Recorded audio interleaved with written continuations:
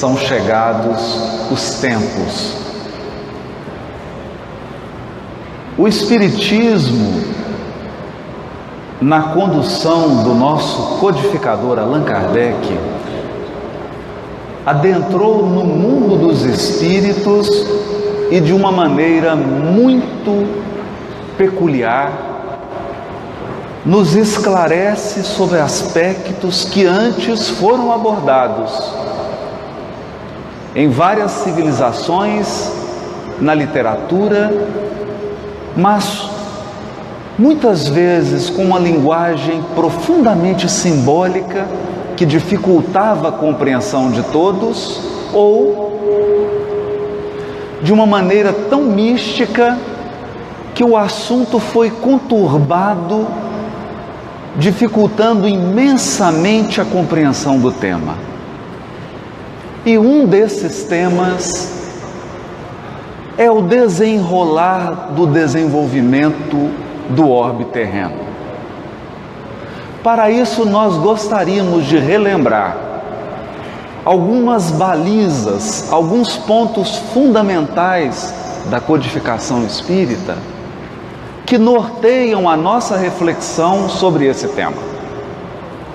Na questão 41 de O Livro dos Espíritos, Kardec indaga: pode um mundo completamente formado desaparecer e disseminar-se de novo no espaço a matéria que o compõe? E os Espíritos respondem: sim, Deus renova os mundos como renova os seres vivos. Renova os mundos como renova os seres vivos. Aqui, então, numa visão amplamente universal, os Espíritos começam a treinar o nosso pensamento para devassar o ilimitado, o infinito da criação divina que se renova permanentemente para o bem.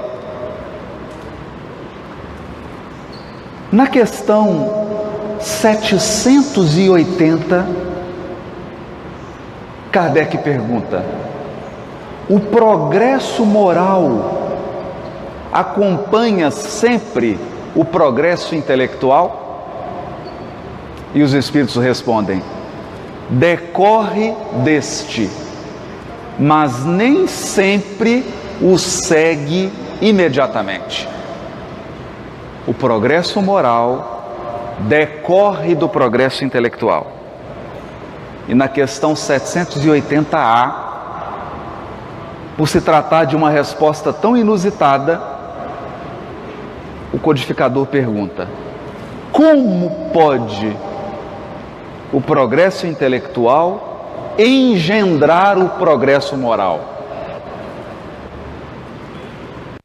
E os Espíritos, fazendo compreensíveis, abaixar um pouco, fazendo compreensíveis o bem e o mal, o homem desde então pode escolher. O desenvolvimento do livre-arbítrio acompanha o desenvolvimento da inteligência e aumenta a responsabilidade dos atos. Quanto maior a compreensão, maior o poder de escolha, e quanto maior o poder de escolha, maior a responsabilidade pelos nossos atos. É aqui que nasce o senso moral, filho da compreensão ampliada. O senso moral que decorre do desenvolvimento do intelecto. Em outra questão,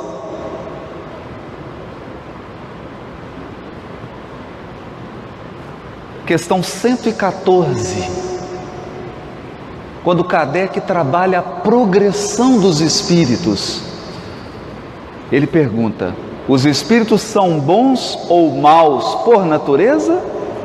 Ou são eles mesmos que se melhoram? Há uma criação de espíritos maus e de espíritos bons?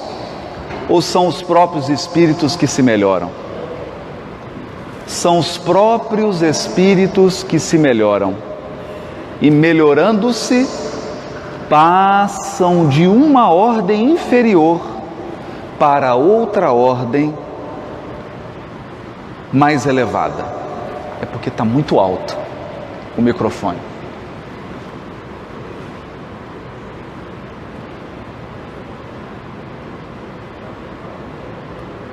É assim que nós podemos adentrar num tema importante da codificação espírita, que é a classificação dos espíritos. Na primeira ordem, os espíritos imperfeitos; na segunda ordem, os bons espíritos; e na terceira ordem, os espíritos puros, cuja característica dessa ordem é o completo desprendimento da matéria e uma superioridade intelectual e moral. Por que estamos relendo e redizendo todas essas questões? Para mostrar que, ao tratarmos do tema "São chegados os tempos", o Espiritismo não traz nenhum misticismo ou ideia fantasiosa. Ao contrário, a doutrina espírita nos mostra uma sequência natural do progresso individual e do progresso dos mundos. Portanto, no livro A Gênese, a conclusão de todo o raciocínio que estamos fazendo até agora está numa mensagem do Dr. Berry. No último capítulo do livro A Gênese, item 9. Olha o que esse espírito vai dizer. Sim, de certo a humanidade se transforma como já se transformou noutras épocas. E cada transformação se assinala por uma crise. Crise que é, para o gênero humano, o que são para os indivíduos as crises de crescimento. As crises, se tornam muitas vezes penosas, dolorosas e arrebatam consigo as gerações e as instituições, mas são sempre seguidas de uma fase de progresso material e progresso moral. A humanidade terrestre, tendo chegado a um desses períodos de crescimento, está em cheio, há quase um século, no trabalho da sua transformação, pelo que a vemos agitar-se de todos os lados, presa de uma espécie de febre com que é impelida por invisível força. Assim continuará, até que se haja outra vez estabilizado em novas bases. Quem a observar a terra, achá-la-á muito mudada em seus costumes, em seu caráter, nas suas leis, em suas crenças, numa palavra, em todo o seu estado social.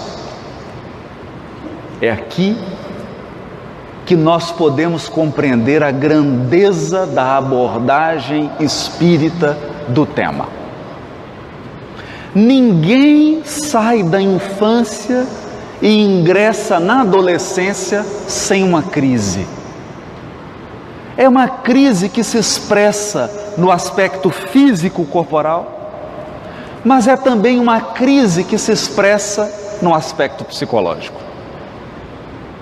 Quando nós estamos na transição da infância para a adolescência, há uma mudança de voz, os hormônios se agitam, há uma crise de identidade, ora a gente quer ser criança, ora quer ser adulto, os gostos se misturam, os comportamentos se misturam, ora tendendo para uma maturidade, ora para uma puerilidade, para uma infantilidade, e nós atravessamos a crise.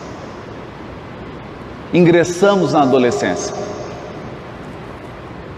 Mais adiante, da adolescência para a maioridade, outras questões surgem: relacionamento afetivo, definição profissional, posicionamento na sociedade, definição de uma identidade pessoal que seja diferente da identidade do pai, da mãe, da família. Mais adiante, outras crises virão, outras transformações, outros estágios. André Luiz nos sugere, aliás, retomando uma tradição místico-espiritual, de que a encarnação realmente se completa aos 7 anos de idade. E pensando as crises do desenvolvimento individual como estações da natureza, primavera, verão, outono e inverno, nós sabemos, ninguém consegue definir quando começa uma estação e termina, com exceção em Curitiba, porque em Curitiba, ano passado, o verão caiu numa quarta-feira. O resto foi chuvoso e frio. Brincadeira à parte, as estações se sucedem de uma maneira que nós não podemos determinar marcos temporais específicos. É como o pôr do sol. O dia acaba e a noite chega, mas é uma coisa que acontece de uma maneira tão suave que nós não podemos estabelecer marcos definidos. Mas sabemos que o dia está acabando. Sabemos identificar o crepúsculo. Aliás, essa sabedoria intrínseca da alma humana foi requisitada pelo próprio Cristo, quando respondeu aos fariseus: hipócritas, por que me pedis um sinal? Não sabeis quando a tempestade se aproxima? Não sabeis quando o fruto se torna maduro?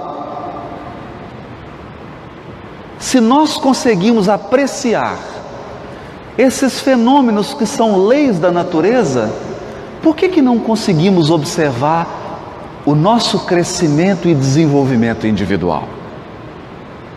Por que não conseguimos perceber as fases do crescimento e da evolução do próprio orbe? As leis são as mesmas. Então, seguindo aquele ciclo de 7, nós podemos demarcar que a reencarnação se concretiza aos 7 anos, depois teremos mais 7 e conseguimos enxergar que aos 14 anos alguma coisa de relevante acontece. O indivíduo já está em plena adolescência. Mais 7 anos, 21 anos de idade. Uma data muito importante. Depois, 28, 35, 42 e assim por diante. as fases vão se sucedendo e nós vamos percorrendo degraus, não todos, mas de modo geral, degraus que significam, no primeiro estágio do nosso crescimento, o foco é o corpo físico. Do 0 aos 7, do 7 aos 14, dos 14 aos 21, nosso organismo passa por sucessivas mudanças físicas, hormonais, uma série de aspectos. Paralelamente a esse processo, esboça-se um outro tipo de crescimento. Paralelo, mas num outro ritmo, que é o desenvolvimento emocional. Assim é que as emoções de uma criança de 7 anos são diferentes das emoções de um adolescente de 14 e de um jovem de 21. Assim como as emoções de um jovem de 28, de uma jovem de 28, são diferentes de uma jovem de 21. Paralelamente a isso também temos um crescimento psicológico. A nossa psicologia interna se altera. A maneira como nos relacionamos, como nos enxergamos, como enxergamos o outro. Um desenvolvimento que se dá no nível psíquico. É claro que nem todos os encarnados chegam a um desenvolvimento psíquico. É assim que encontramos pessoas com 70 anos de idade e psiquicamente se comportando como adolescentes de 14.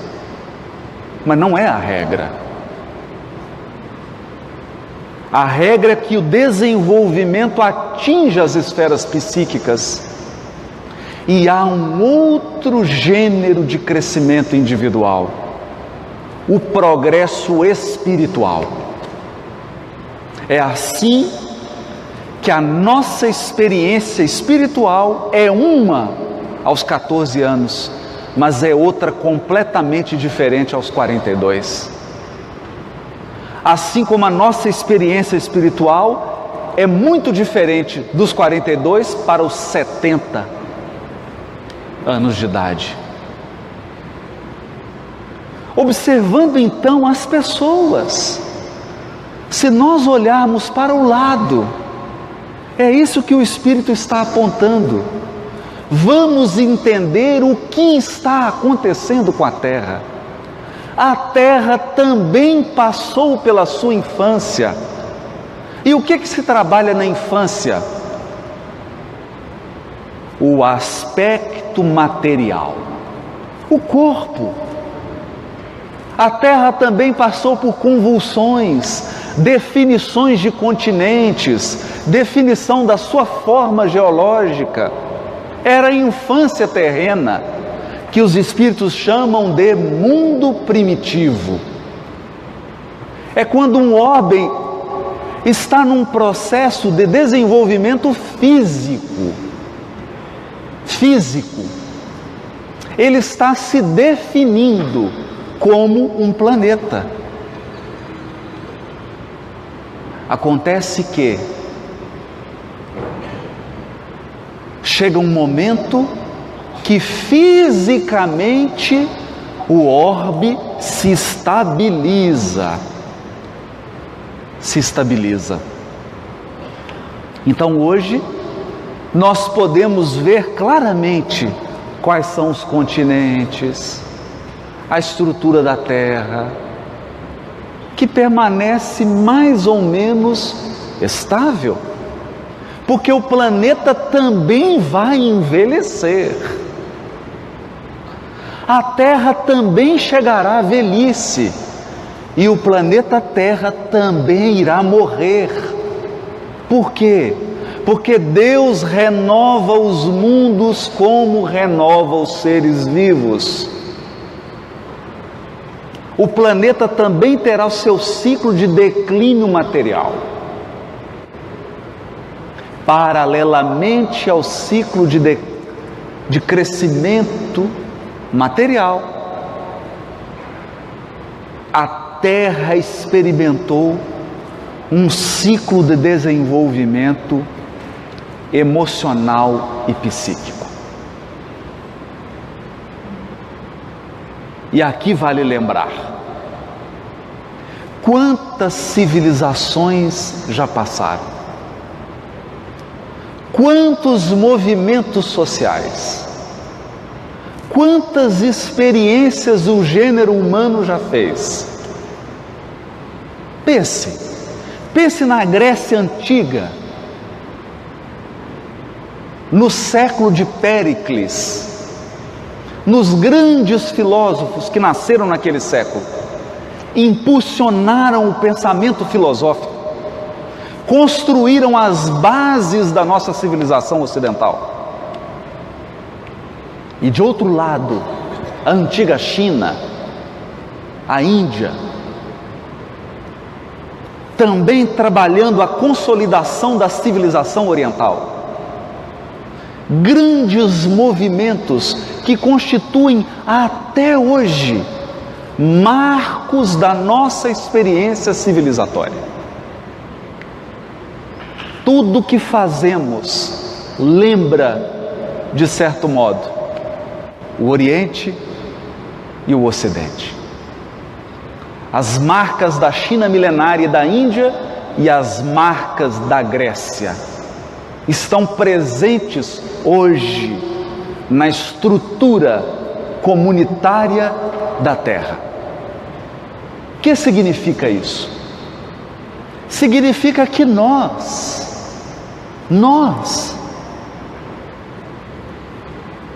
encarnados e desencarnados presentes aqui,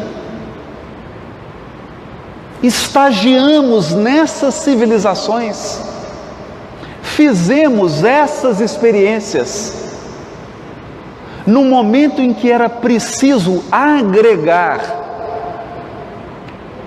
aprendizados específicos ligados ao desenvolvimento do intelecto. Foi necessário que o homem abandonasse as cavernas e a vida primitiva de caçador e aprendesse a manipular o fogo, a manipular o ferro, o cobre, aprendesse a cultivar a terra, aprendesse a cuidar de animais, aprendesse a se estruturar socialmente através de um governo, de pequenas comunidades, e o resto todo mundo já sabe, é história. Quantos erros cometidos, quantos acertos, quantas experiências que podem ser aproveitadas e quantas experiências que devem ser descartadas. Tudo isso a Terra viveu. E no seu progresso intelectual atingiu as culminâncias do mundo grego e do mundo romano. O direito romano, a engenharia romana, o exército romano, as tradições políticas e econômicas do Império Romano.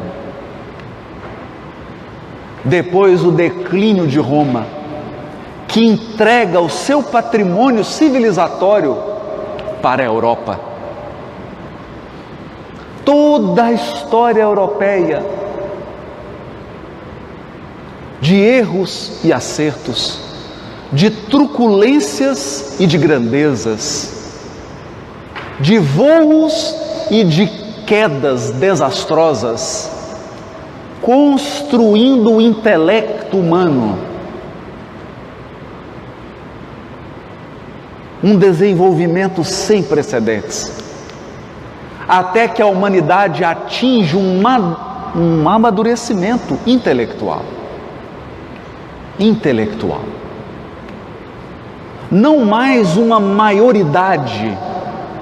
Se a Grécia e Roma representam a maioridade do intelecto humano, o iluminismo representa a maturidade da humanidade. proclamando agora a razão como uma luz que ilumina, a razão como um farol que nos ajuda a decidir entre o certo e o errado. É nesse contexto da evolução da Terra que a espiritualidade manda uma missionária, Joana d'Arc, encarregada de proteger as fronteiras da França, porque naquele momento grave da história humana, os espíritos trabalhavam aspectos genéticos e outros aspectos fluídicos e perispirituais, para que a humanidade recebesse missionários que dariam um grande impulso no desenvolvimento intelectual. Surge então Revolução Francesa, Revolução Americana e todos os fatos que nós já conhecemos. O descobrimento do Novo Mundo, o surgimento do Maranhão, com todas as suas belezas, com os franceses, os holandeses, os portugueses, a experiência europeia sendo derramada no continente americano, especialmente no território brasileiro. E é nesse contexto de maturidade intelectual que a humanidade recebe da mão dos espíritos superiores, sob o comando do Cristo, o Espiritismo, que definiria uma nova visão de mundo, uma visão de mundo que iria germinar, semear em todas as áreas da experiência humana, na ciência, na filosofia, na religião, nas artes, na política, na economia. O Espiritismo viria iluminar todas essas áreas da experiência humana, conectando-as com os propósitos espirituais que definem nossos valores de espíritos imortais. Não é pouco. Hoje, quando nós vemos uma criança ser assassinada, isso nos comove. Não há ninguém hoje em sã consciência que esteja psiquicamente saudável que defenda uma violência contra uma criança, uma violência contra a mulher, uma injustiça. Em épocas antigas, em Tiro, em Sidom, os escravos, ainda crianças, quando estavam crianças, eram cegados para que não pudessem fugir. Os jantares em Roma não se iniciavam antes que um gladiador lutasse com o outro, até a morte. Hoje os nossos eventos começam com o Alexandre tocando violão. Antes era com alguém matando o outro. Enquanto o sangue não derramasse, a gente não comia.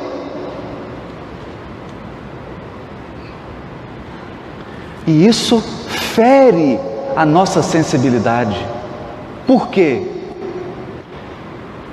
Porque a humanidade conquistou um progresso intelectual.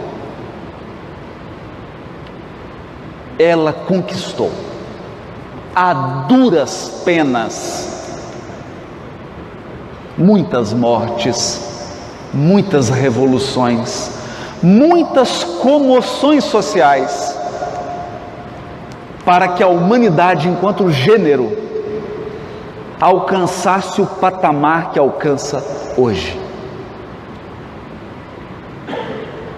Surge então o século XX e o progresso intelectual dá um salto nunca antes visto. nunca antes visto.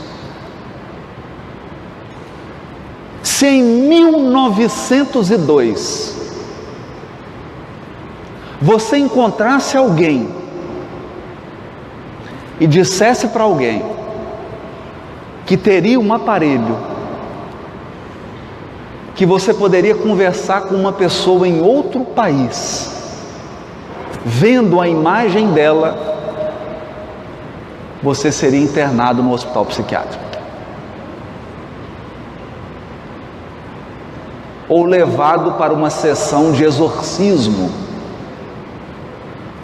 porque seguramente você estaria com o diabo no corpo. Hoje,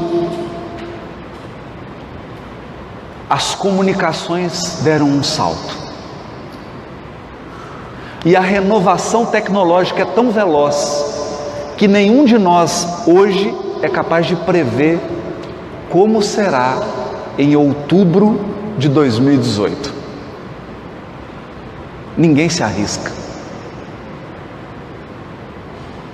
Nós não sabemos nem como será o computador daqui 2 anos. Cada vez mais aeronaves cruzam os céus numa velocidade mais rápida. Processos de sincronização e GPS permitem que nós tenhamos mais aeronaves no céu do que no solo. O progresso intelectual segue com toda a sua força,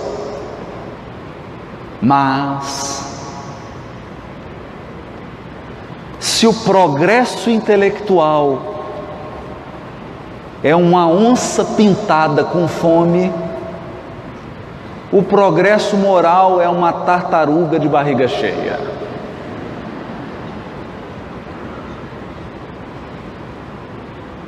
Paralelo ao desenvolvimento intelectual da humanidade, segue lentamente o desenvolvimento do senso moral. O senso moral é aquele aperfeiçoamento interior das almas que as tornam sensíveis ao belo e ao bom. Ao belo e ao bom. O senso moral torna as almas predispostas ao trabalho, à disciplina, à ordem,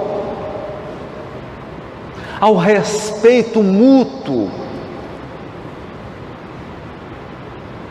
O senso moral constrói a legítima fraternidade, a legítima igualdade com respeito às diferenças e a legítima liberdade, que é a liberdade estabelecida no cumprimento do dever de modo irrepreensível. O senso moral segue devagar. E é assim que nós podemos afirmar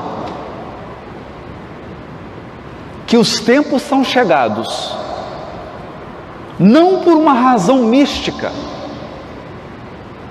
por uma avaliação madura de que a humanidade vive uma crise sem precedentes, mas uma crise de crescimento,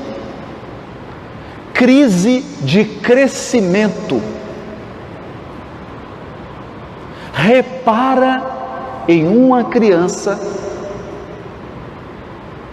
cujos dentes começam a nascer. O que acontece com a criança? Ela fica nervosa, ela sente dor, ela fica agitada. Toda crise de crescimento produz ansiedade. Toda crise de crescimento produz angústia. Porque você não é mais o que era, mas ainda não é o que vai se tornar. Você está no meio do caminho. Você não está nem lá, nem cá. Está na mudança, na indefinição. Toda crise traz dor. E toda crise produz agitação. E essa agitação pode converter-se em violência. A crise que a humanidade vive foi definida pelo Espírito Emmanuel no livro A Caminho da Luz, através de uma metáfora.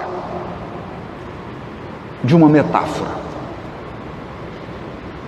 De um lado, o progresso intelectual, que Emmanuel define como o homem material. O homem material. De outro lado, o progresso moral, o desenvolvimento do senso moral, que Emmanuel chamará de o homem espiritual. Há uma defasagem entre o homem material e o homem espiritual. Querem ver?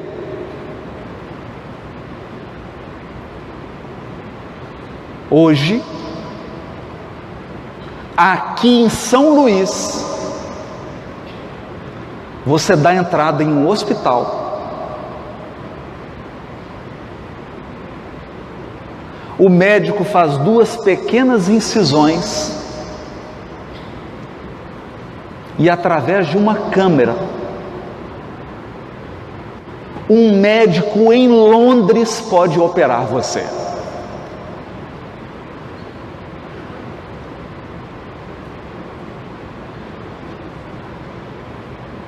Hoje,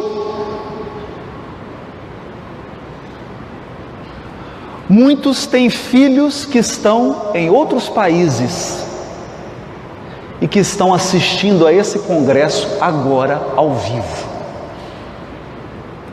Nesse momento, você sentado aqui em São Luís está assistindo essa palestra, mas tem alguém, tenho certeza que tem, no Japão assistindo essa palestra, na Alemanha, na Itália, com um celular ou com um computador na mão, tendo acesso instantâneo, vendo, não só ouvindo, assistindo, como se estivesse presente. No entanto, embora o homem material tenha todos esses recursos, você liga a televisão e encontrará uma pessoa que alugou um carro, que se dirigiu a uma praça na Espanha, atropelou e matou dezenas de pessoas.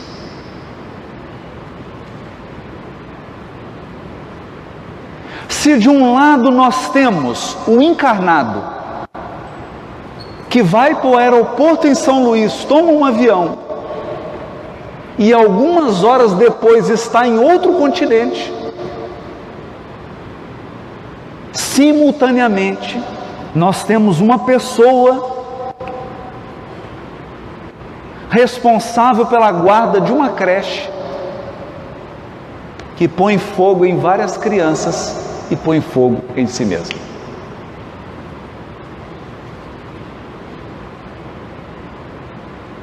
De um lado, um campus maravilhoso da Universidade Federal do Maranhão. Um espaço gigantesco. Quantos professores atuam aqui?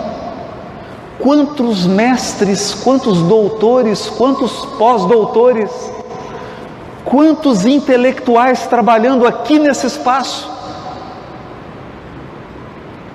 Pessoas que estudam e se dedicam à pesquisa há 10, 20, 30, 40, 50 anos.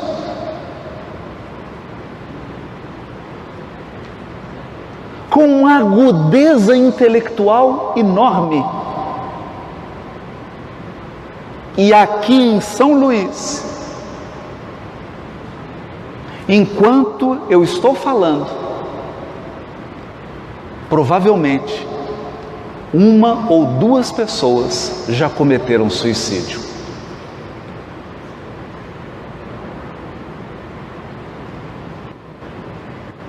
Essa é a crise. Essa é a crise. O progresso intelectual e material foi gigantesco, foi enorme.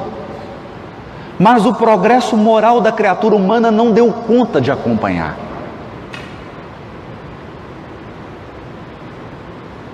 E assim,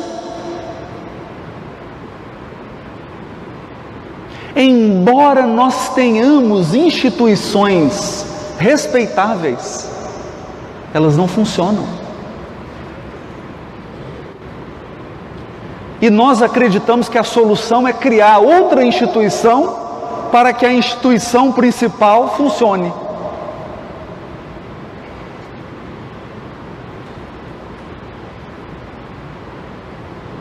As instituições não funcionam? Os conceitos religiosos tradicionais já não atendem o anseio das pessoas de hoje? Já não calam na sua alma? Não são capazes de consolar e esclarecer?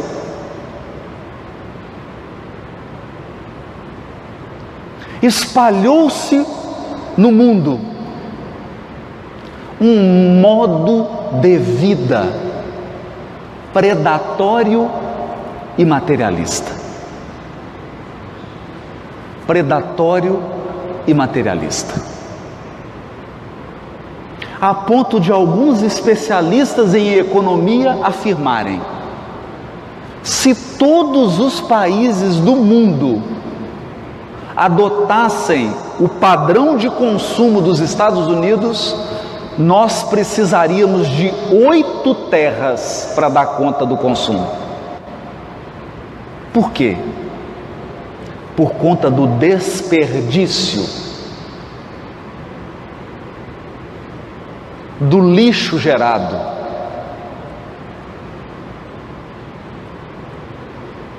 Das pessoas que sentem angústia na alma e querem preencher esse vazio comprando coisas. Das pessoas que perderam o sentido da existência e querem preencher esse vazio ocupando cargos, inclusive no movimento espírita.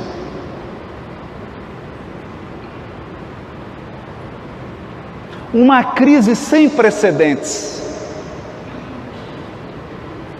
Mas calma, eu não vim aqui ser um profeta do Apocalipse.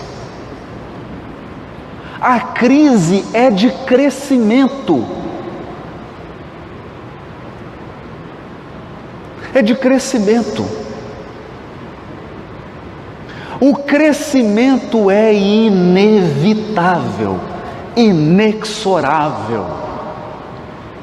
Não há nenhum ser humano capaz de deter o progresso humano.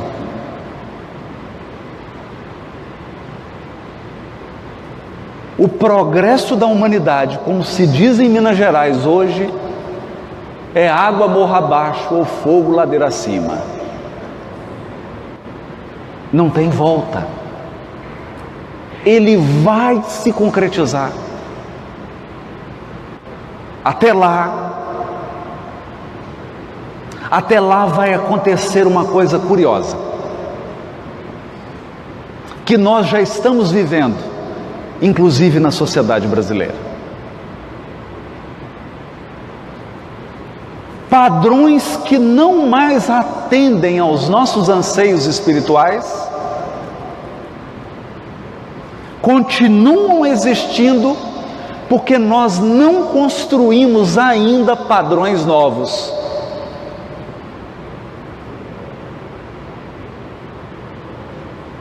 Então há uma coexistência entre o velho e o novo. O velho e o novo. É uma espécie de incoerência ou paradoxo do crescimento. Paradoxo do crescimento. Você é adolescente e tem certas horas do dia que você quer ser adulto, então você fala e a voz sai grossa. Tem certas horas que sua voz sai fina. Certos momentos você demanda do pai e da mãe que eles te tratem como um adulto. Certas horas você se comporta demandando o tratamento que uma criança reclama. É um meio termo. Hoje nós caminhamos assim. Eu desejo que não tenha corrupção, mas faço de tudo para mascarar minha mala de mão para não ser pego no aeroporto.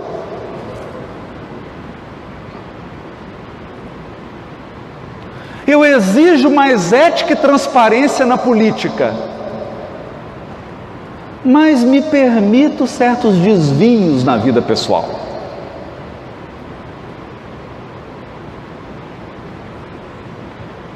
É uma crise do crescimento. Eu já percebo, mas o padrão antigo impera.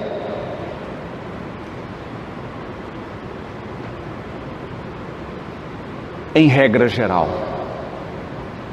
Noutros casos, encarnados entre nós, ou no mundo espiritual, se encontram espíritos decididamente resolvidos a não aderir.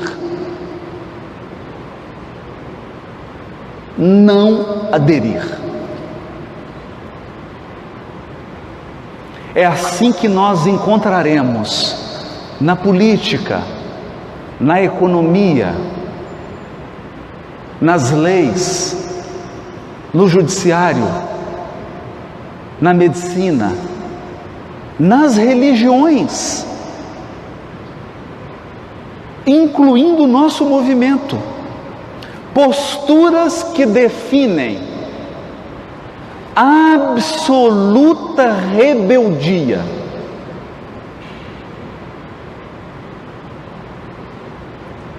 O espírito se define como alguém que quer, deseja e vai praticar o mal, custe o que custar.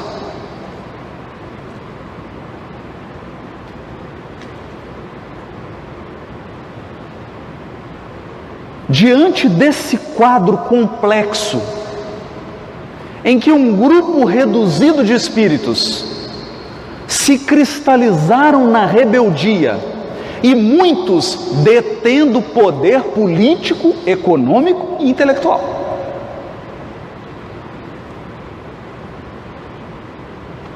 Alguns espíritos que não querem o progresso humano detêm poder econômico, ou detêm poder político, ou detêm poder intelectual.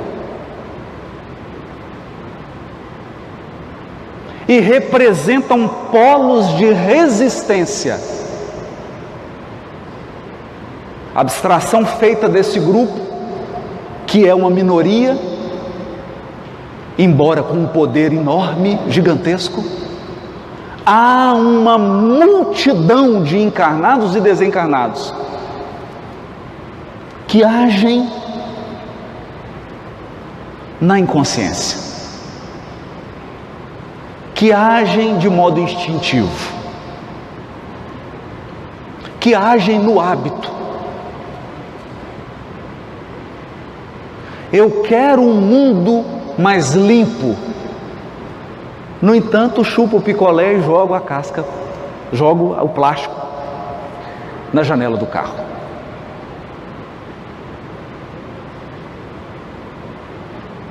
Uma incoerência entre o que nós desejamos, aquilo que nós apreciamos e meu estilo de vida.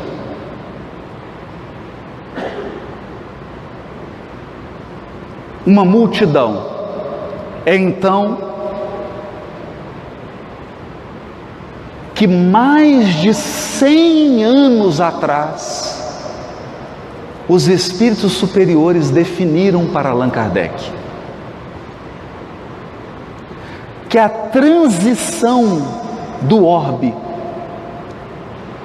a passagem dessa crise enorme e sem precedentes na história do orbe terreno, se dará de um modo que revela a inteligência, a sabedoria de Deus, mas também o seu amor e a sua misericórdia infinitos. A transformação se dará através de um processo controlado e inteligente de encarnação de espíritos mais desenvolvidos.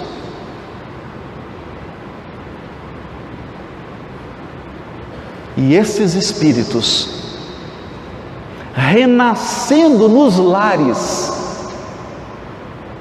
começarão a mudar, inicialmente, a mentalidade dos seus pais, dos seus irmãos, dos seus priminhos, dos tios, das titias, dos vovôs e das vovós. Eles então continuarão provocando uma mudança na escolinha em que eles serão conduzidos para serem educados. Mais tarde, nas suas profissões, nas suas vidas afetivas, na maneira como eles vivem em sociedade, eles implementarão novos hábitos. E então se cumprirá aquela profecia do Cristo a Levi: Levi, um dia compreenderás que os homens são mais frágeis do que perversos. Através dessa nova geração, e frisa Kardec fez questão de frisar no livro A Gênese, sem nenhuma mágica, os céus não vão se abrir, não vai acontecer nada com as estrelas, nenhum disco voador. Através de um processo natural, como sempre foi. Simplesmente na Grécia, em determinado século, nasce Péricles, nasce um conjunto de filósofos, centenas de missionários e mudam toda uma região do planeta e causam um impacto no desenvolvimento do orbe que é sentido até hoje. Pelo simples fato de que um grupo de espíritos reencarnaram. A mudança então virá por uma nova geração, que silenciosamente pela sua conduta nos convidará à coerência.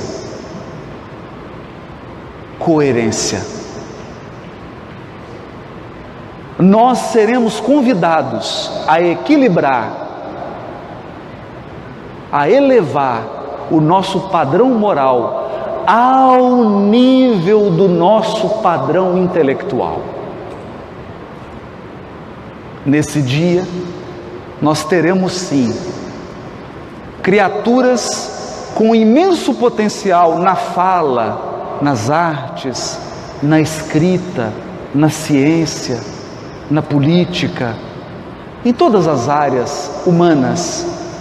Mas, além de inteligentes, essas pessoas serão profundamente boas e mais, profundamente dignas, honradas, honestas, íntegras. A inteligência andará de braços dados com a bondade.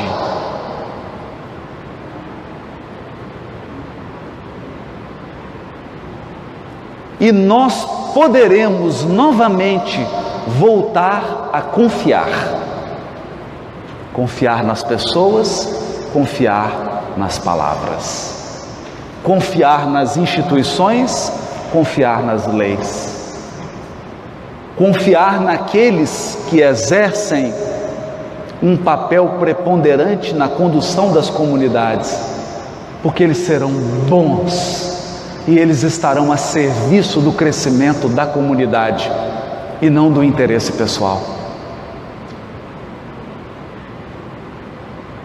Até lá, teremos que conviver com esse fim de paradigma. Fim de paradigma, com uma característica curiosa.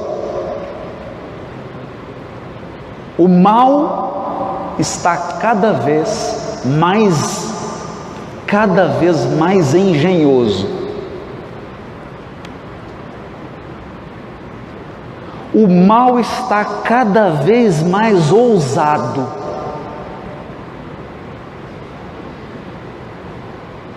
Mas eu me arriscaria a dizer, o mal tem deixado de ser intrigante.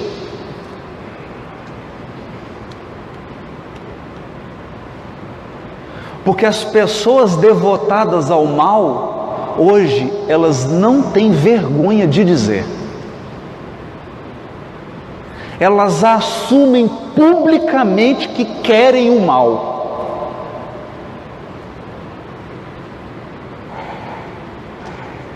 Elas se orgulham de assumir a violência.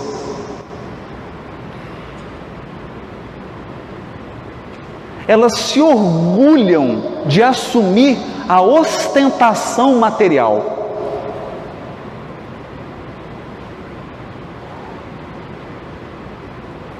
Isso significa o que também os Espíritos disseram para Kardec, está no livro Obras Póstumas, que o mal entraria em desespero. Desespero para defender posições. Mas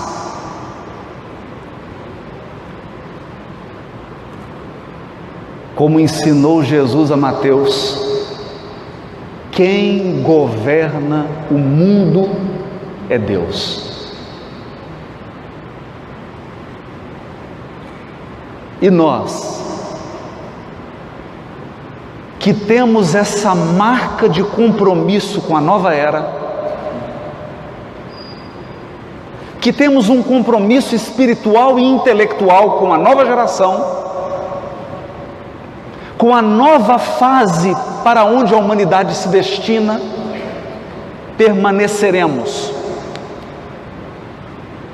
em prece, para não perdermos a conexão com as fontes superiores da espiritualidade.